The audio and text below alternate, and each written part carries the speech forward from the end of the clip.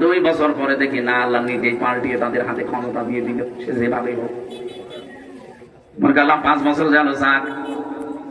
14 সালে 9 সালে দেখি 14 সালে আবার আল্লাহ তাদেরকে দিয়েছে। 18 সালে দেখলাম আল্লাহ তাদেরকে দিয়েছে। 24 সালেও দেখলাম আল্লাহ তাদেরকে দিল। কোরআনের এই আয়াতের দিকে তাকিয়ে মনে করলাম আল্লাহ মনে হয় এই আয়াতে যা বলেছে ঠিক না। আল্লাহ কয়দিন পরে দেখি আল্লাহ তার এই আয়াতের বাস্তবতা একেবারে অক্ষরে অক্ষরে দেখিয়েছে। হাত্তা ইযা ফারিহু বিমা উতু, আমি তাদেরকে যে নিয়ামত দিয়েছিলাম, আমার এই দানকৃত ক্ষমতা বলেন, টাকা পয়সা বলেন, পাওয়ার বলেন, প্রভাব প্রতিপত্তি বলেন, যেগুলো নিয়ে তারা শান্তি শান্তি শান্তি অনুভব করত, আমার এই দানকৃত বস্তু নিয়ে যখন তারা আনন্দে আত্মহারা হয়েছিল, আর এই বহু বছর আছে, তারা যখন আনন্দে মেতেছিল, আখাযনাহুম বাগতাতান। এখানে যারা আরবি গ্রামার বোঝে জিজ্ঞাসা করেন, আখাযনা এক আলিফ টান আছে, এর ফাইল কর্তা সরাসরি আল্লাহ নিজে। হুম দিয়েছেন, এর পরে আল্লাহ পাক বলেন আমি নিজে তাদেরকে ধরলাম বাগতাতান, আকস্মিক ভাবে। ফাইযাহুম মুবলিসুন, ওরা হতাশ হয়ে গেল, নিরাশ হয়ে গেল। আপনি তাকান এই আয়াতের দিকে, 1500 বছর আগে নাজিল হওয়া, আমার মনে হচ্ছে 2024 সালের 5 আগস্টে 1:30টার সময় নাজিল হয়েছে।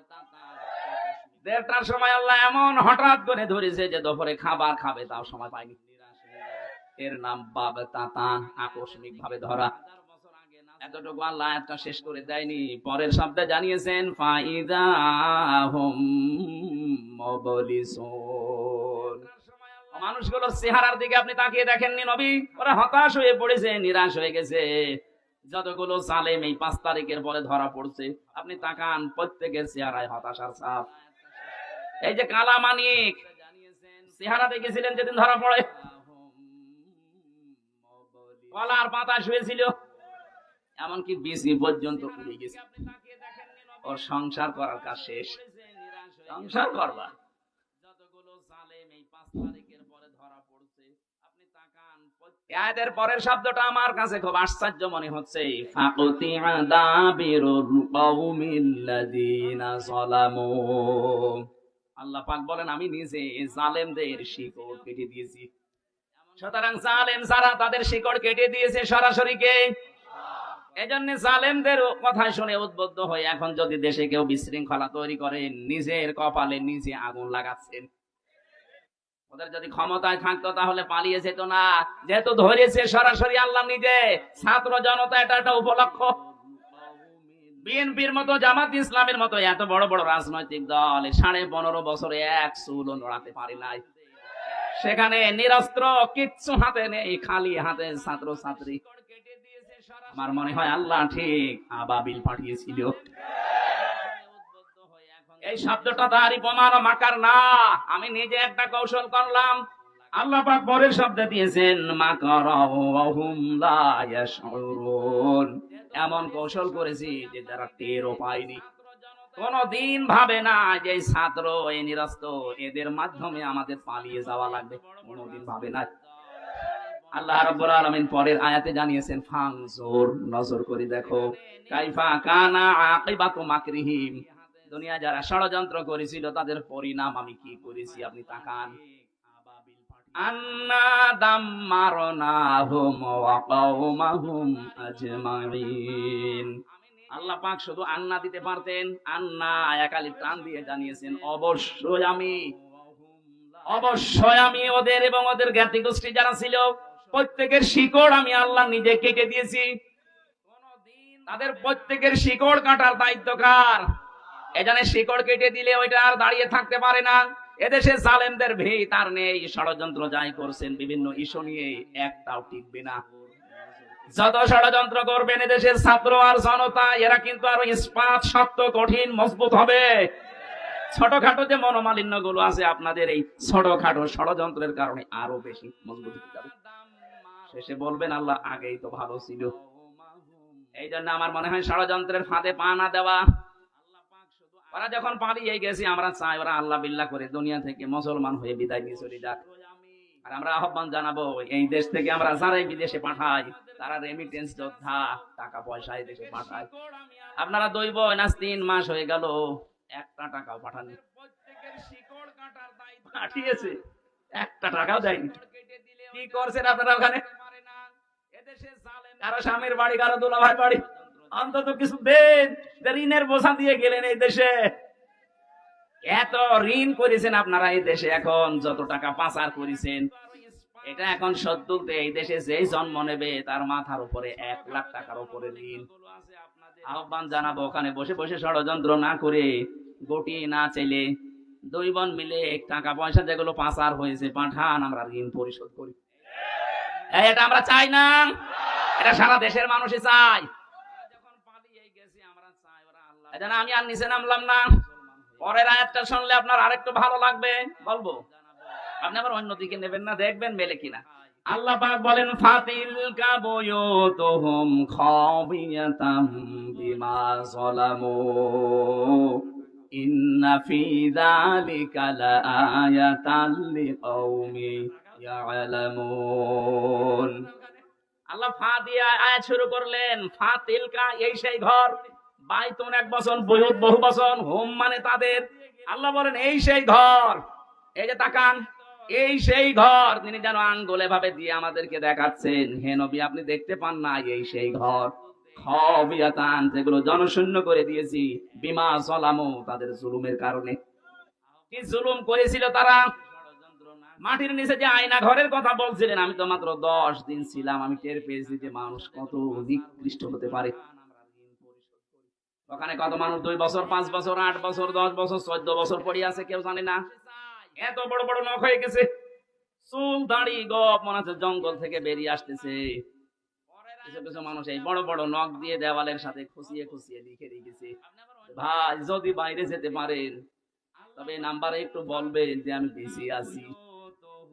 এর পাচ্ছেন 10 দিনে আমার জীবন অতিষ্ঠ হয়ে গেছে, আমার মাজা এখনো পর্যন্ত ব্যথা। মুফতি ফখরুল ইসলাম আমার সাথে ছিলেন, উনি বলছিলেন, হামজা ভাই আপনার সাথে কি করে জানি না, তবে আমার এই পায়ের ভেতর দিয়ে হাত দিয়েছে, এইভাবে পায়ের ভেতরে হাত দিয়ে সামনে যে লোহার ব্যারিকেড দেওয়া, ওর সাথে আটকে হ্যান্ডকাপ দিয়ে লাগিয়ে দিয়েছে। 2 মিনিট 5 মিনিট না, বছরের পরে বছর। 1.5-2 মিনিট সময় দিতে টয়লেট করার জন্য।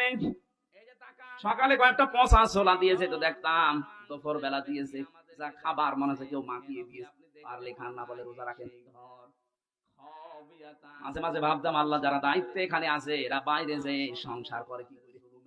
এদের তো মা বাবা, স্ত্রী, সন্তান আছে, এদের তো বন্ধু বান্ধব আছে, বাইরে যে এরা মিলামিশা করে কি করে? অবশ্যই এরা লাল পানি খায়, অথবা ওরা ঘুমের বড়ি খায়। তাছাড়া স্বাভাবিক ভাবে জীবন এই দৃশ্য দেখে যাওয়ার পরে ওদের বাইরে যে সংসার করা সম্ভব না। এত বড় জুলুম যেখানে করেছিলেন, বিভিন্ন নেতাদের বাড়িতে শুনতাম টর্চার সেল আছে, আবার আর ফাহাদকে পিটিয়ে মারার মতো জায়গা বানিয়ে রেখেছে। এরকম কঠিন ভয়ঙ্কর দৃশ্যগুলো যারা তৈরি করলেন, আল্লাহ পাক বলেন এই জুলুমের কারণে ওদের বসবাসের ওই ঘর বাড়ি আমি আজ বিরান, জনশূন্য, উজাড় গৃহ বানিয়ে দিয়েছি। এর বাস্তব প্রমাণ বাংলাদেশ। আপনি আমার কুষ্টিয়ায় চলেন হানিফের বাড়ি দেখতে, কি জৌলুসপূর্ণ বাড়ি, কি জাঁকজমকপূর্ণ ঘর, অথচ এখন মনে হচ্ছে জাতীয় টয়লেট। শুধু এইটা না, গত পরশুদিন আমি দিনাজপুরে ছিলাম, ওখানকার যিনি এমপি ছিল, মন্ত্রীও ছিল এক সময়, সেই লোকটার বাড়ি আমাকে দেখাতে নিয়ে গেল। কি অবস্থা, আমার মনে হচ্ছে 8-9 জন মিলে একসাথে টয়লেট করছে। মনে হচ্ছে জাতীয় টয়লেট পেয়েছে। অথচ কয়েকদিন আগে ওখানে মানুষ গিয়ে দুর্বিসন্ধি করতো, ষড়যন্ত্র করতো, মানবতার বিরুদ্ধে, ইসলামের বিরুদ্ধে, মুসলমানদের বিরুদ্ধে। আপনি মিলাতে পারছেন না, আল্লাহ যেন দেখিয়ে দিচ্ছে এই সেই ঘর, এই সেই। বলেন, আপনি ঢাকা ধানমন্ডি যান, এই সেই ঘর। আজকেও পেপারে দেখলাম 4-5 জন একসাথে বসেছে টয়লেট করতে, পোশাক করছে, মনে হচ্ছে একবার 2004। আমি তাওয়াফ করা শেষ করলাম, তখন বেশ ভালোই লাগছিল। হঠাৎ আমি উপরে গিয়ে যেই দাঁড়িয়েছি, দেখি আমার পেটে মারাত্মক ব্যথা। এক পুলিশকে ডাক দিয়ে বললাম, ভাই এতক্ষণ তো ভালোই ছিলাম, এখন আমার। সেটা আবু জাহেলের বাড়ি, আপনি এখনো পায়খানা না করে দাঁড়িয়ে আছেন, তাড়াতাড়ি করেন। সত্যিই পায়খানা করে দেখি আমার পেটের ব্যথা ভালো হয়ে গেছে। আল্লাহ আমাকে জানাতে চেয়েছে, হামজা এত টাকা খরচ করে আসলে 6000 কিলোমিটার দূর থেকে, আর এই শয়তানের বাড়ি পায়খানা না করে চলে যাবা, তাড়াতাড়ি করো। আমার তো মনে হচ্ছে ওই দৃশ্যের পরে বাংলাদেশে বহু জালেমের বাড়ি ঘর আল্লাহ জাতীয় টয়লেট বানিয়ে দেবে। দেশের মানুষের পেটে ব্যথা হবে, বিভিন্ন রকমের মান্যত করবে, ওখানে যে পুরা করবে। কথা বলেন না কেন? এখান থেকে আগামী প্রজন্ম যারা যারা যেন শিক্ষা নেয়, এজন্য আগে তিলকার আগে ফা দিয়েছেন, এটা ব্যাখ্যা। আল্লাহ বলেন শুধু এইটাই না, পরবর্তী যারা পৃথিবীতে জালেম হবে, জুলুম করবে, যেখানে বসে ওই জায়গাটা আল্লাহ অভিশপ্ত করে দেবে। এখন আগামী যারা ক্ষমতায় বসবেন তারা যেন জালেম হয়ে না যান। আমি আশা করছি কথা বোঝাতে পেরেছি। এরপরও যদি কেউ না বোঝার ভান করেন, এদিকে আসেন, ছড়ি কোদাল দিয়ে বোঝাচ্ছি। এটা আমি আয়াত খেলা করার জন্য পড়ি নাই। আগামীতে যারা চেয়ারে বসবেন তারা যেন জালেম হয়ে না যান, শিক্ষা নেবেন। 5 বছর হয়তো জুলুম করবেন, জনতা কিন্তু জেগে উঠবে। একবার যখন আবু সাইদের মতো জীবন দিয়া শিক্ষা ফেলেছে, এদেরকে আর দাবানো যাবে না। এক আবু সাইদের কারণে লক্ষ লক্ষ আবু সাইদ আজ বাংলার বিভিন্ন জায়গায় দাঁড় হয়ে গেছে। ষড়যন্ত্র যদি না থামে, এরাও কিন্তু জীবন দিতে প্রস্তুত। এখানে যে যেই ফাঁদে পা দিয়েছেন থামেন। ইসকনের নাম নিয়ে হোক আর বিভিন্ন নামে আজ যেগুলো চালাচ্ছেন, যেখানে আছেন ওখানেই থামবেন। এটা কিন্তু ইন্ডিয়া না, এটা এখনো বাংলাদেশ। কথা বলেন না কেন? আমার মনে হয় শুধু আমরা না, দেশে আমরা যারাই বাস করি অন্য ধর্ম অনুসরণ করতে পারে, কিন্তু উপরওয়ালা একজন আছে, এই কথা তারাও বলে। কথা বলেন। আপনি পিনাকি ভট্টাচার্যের দিকে তাকান, আমার মনে হয় যে ওর 100টা কথা বললে 90টা আল্লাহ নামে বলে। অথচ নাম দেখেছেন, ধর্ম দেখেছেন পিনাকি ভট্টাচার্য, হিন্দু মানুষ। আপনি গয়েশার বাবুর কাছে যান, 14টা কথা বললে আমার মনে হয় 10টায় আল্লাহর নামে বলে। সবাই এই পৃথিবীতে যারাই আছে, বিশেষ করে এই বাংলাদেশে, এরা সবাই বিশ্বাস করে আল্লাহ একজন আছে, উপরওয়ালা একজন আছে। কারণ বিপদে পড়লে আমরা দেখি দলমত থাকে না, সবাই তখন ডাকে কাকে। আমি ছোটবেলায় বরিশালে পড়তাম, ওই সময় ব্রিজ ছিল না, নৌকায় যাওয়া লাগতো। লঞ্চে ট্রলারে নৌকায় যখন যাচ্ছি, হঠাৎ দেখি ঝড় উঠেছে নৌকায়, টলাটলি করে নৌকা। আমরা যারা মুসলমান আছি বলছি লা ইলাহা ইল্লাল্লাহ। একজন দাদা হিন্দু আর দাদি দুইজন মিলে আমাদের সাথে পড়ছে লা ইলাহা ইল্লাল্লাহ। কি গো, ইহারা দেখে মনে হয় অন্য ধর্মের। এই যে এখানে কি দেওয়া থাকে তিলক, ডাক দিয়ে বললাম দাদা মুসলমান হয়েছেন কবে? হইনি। কালেমা পড়লেন, যে ঝড় উঠেছে ও কালী দুর্গার কাজ না, আল্লাহ লাগবে। বিপদে পড়লে সবাই ডাকে কাকে? আমরা আজকে শিক্ষা নিয়ে যাওয়া লাগবে। আল্লাহ পাক যদি জালেমদের বাড়ি ঘর জনশূন্য করে দিয়ে টয়লেট বানিয়ে দিতে পারে মাত্র 3 মাসের ব্যবধানে, 3 বছর যেতে দেন, ওই জায়গাতে মানুষ ঘৃণা করেও যাবে না। কারণ জায়গাটা আল্লাহ অভিশপ্ত করে দেয়। যেখানে বসে জালেমরা জুলুমের দুর্বিসন্ধি করে, ওই জায়গাটা আল্লাহ পৃথিবীর মানুষের কাছে ঘৃণিত, নিন্দিত, অভিশপ্ত করে দেয়।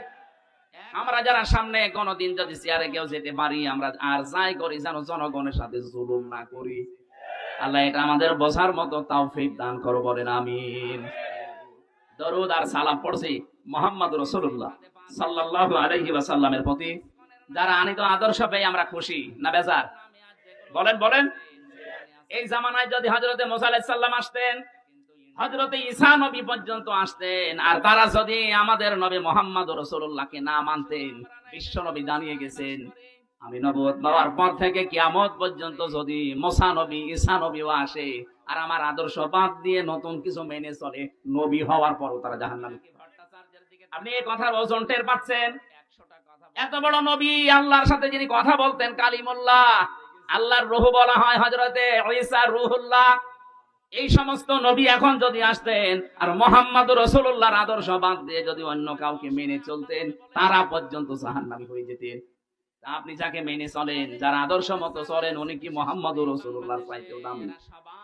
আমি ইঙ্গিত দিলাম, জ্ঞানী মানুষ আশা করছে আপনি বুঝে ফেলেছেন। এরপরও যদি কেউ না বোঝার ভান করে থাকেন, আপনার এখানে বসে নবী ওয়াজ করলো আপনার কাজ হবে না। এই কোরআন কিন্তু নবীজি